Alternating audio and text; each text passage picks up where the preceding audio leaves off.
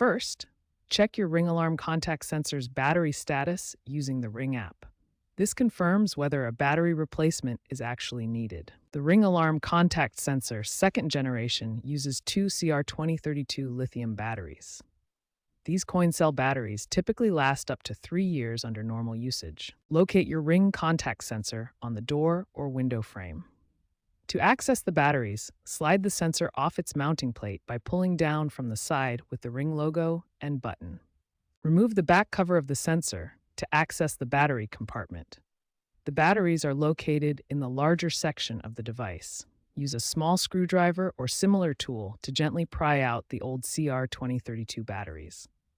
Look for a small tab that helps with removal. Keep in mind that cold temperatures can reduce battery life, so you may need to replace batteries more frequently in outdoor sensors during winter months.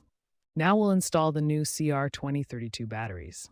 The key is proper orientation and placement. Use CR2032 or equivalent DL2032 batteries. Both are identical in size and function. The negative side has a flat surface and goes in first. After installing both batteries, slide the sensor back onto its mounting plate. Make sure it clicks securely into place. Now test the sensor by pressing the button on its side. The LED will indicate the battery status and connection. If the sensor doesn't work properly, first check that batteries are installed correctly. If issues persist, try moving the sensor closer to the base station. For a factory reset, use a pin or paper clip to press the reset button inside the pinhole for 5 to 6 seconds until the LED turns off. Then re-add the sensor through the Ring app.